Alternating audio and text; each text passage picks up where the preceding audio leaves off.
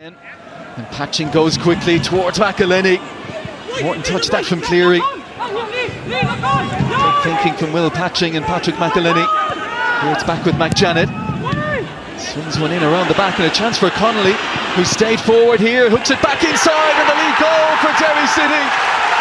Well, the early pressure pays off and Jamie McGonigle brings to an end a 15-game goal drought with the breakthrough goal here. Yeah, it's poor defensively again. Rovers to get caught out with that back post like they did earlier on with the Dunnigan chance. Paulus got them out of that one, but this time they can't work it out. Poor defending from Rovers. Good start from Derry. Game's been fairly scrappy, but they won't mind. You see here, it's just a ball to the back post again. No one picking up at the back post. Free player. Just Connolly just pops it back into the box. McGonigle, as he is a striker in the 6-yard box. Connolly does really well because his first touch not as great, but he just stands it back up at the back post, middle of the area, and he just comes in. Good header on the ball into the corner. Great start for Derry City. Gannon recovers to get goal side. McGonigle looking for Duffy. Tracked by Ferrugia. Doing well, Michael Duffy, to get it back to his number 9. Dunnigan stepping in and having a goal! Well, he's got a couple of goals this season, including an absolute cracker against St. Pat's. This was almost another for Cameron Dunnigan. Yeah, it's great play. It's a great pick out as well. His first touch is brilliant, and it's up on the volley, and he just side foot, trying to side foot and bender at the same time. It's brilliant technique, and he's very unlucky because it is dipping, but it doesn't dip blowing up below the crossbar. Hits the crossbar. Great effort from Dunnigan. Good play from Derry City. Derry City coming into this one, by my count, about 8.5 hours since last conceding a goal. They might be in for another one at the other end. There's contact penalty. Patrick McElhenney upended by Lee Grace, and it's a red card. Big moment in the game, this one. It's just a long ball, catches Rovers out, and again it's that bounce on the pitch as well. He's saying it, he's arm to arm. You see here's a long ball from Mark, gets between the Rovers centre half, just gets across to McElhenney. Oh, you see here, we get a better view over here. I think that's harsh. There's a coming together of players. Is there any real movement forward, a push or trip? I'm not too sure there is. Well, this is a huge moment in this quarter-final. Patching with that short run up again. Oh, off the bar and over. Lightning has struck twice for Will Patching from the penalty spot against Shamrock Rovers. Yeah, he does a little check, doesn't he? I hate to see that with a player, and he scoops it up onto the crossbar. Keeper's gone the wrong way, but that little check slows down his run, gets under the ball, trying to just curl it into that top corner. Doesn't get under it too much, scoops it over the bar. Rovers about to make a change. Yeah, he's seen the gap open up and he stepped into that. You're just looking at Rovers, and Jack Byrne is the one that's playing behind Gaffney, but at the moment he's probably the deepest midfielder they have at times. I know he's trying to get the game started. Ferrugia, oh, he's done brilliantly here. He's left two in his way. Can he pick someone out? He can! The save, Gaffney on the follow-up, 1-1. Shamrock Rovers with the equaliser. Outstanding work by Neil Ferrugia. And it broke to the right man. Oh, they've had some trials and tribulations, some tough times in this game here this evening, but they've hung on in there, the 10 men of Shamrock Rovers, and they've got their reward.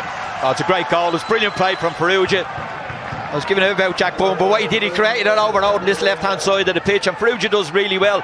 Sees the gap and drives into it, but what he does really well is the awareness to pick out a pass, and he picks out a great pass.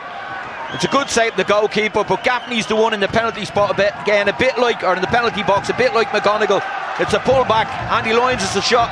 Keeper parries it out. Maybe he can knock it out a little bit wider. Knocks it straight into Gaffney. Yeah, it's really Moynes as well, isn't it? The legs go, but the head goes a little bit as well, and you just switch off. Lots of substitutions, and the matchup's still right.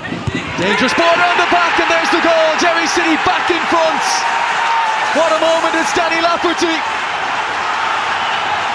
Well, one of the hometown boys with the goal. He goes to celebrate with the hometown fans. Great delivery. Eyes on it all the way, and met it with a meaty header. No chance for Bowles. Derry 2-1. Yeah, I'm not sure they'll see it again. I think the keeper may come for this, and he gets caught. It's a good ball in again. He comes across and doesn't get anywhere near that, and Lafferty, it's a brilliant header as well. Maybe he can come a little bit further and try to be competitive, but he doesn't. Lafferty standing in the 6-yard box.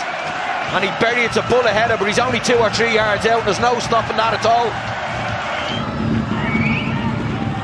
His distribution lands it right on the chest of Boyce.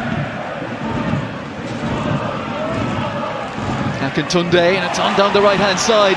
Kavanagh dancing into the penalty area, yet to score for Derry City. His first goal for Derry City is the goal that more than likely buries the hopes of his former club Shamrock Rovers. Yeah, this save was lively just before that.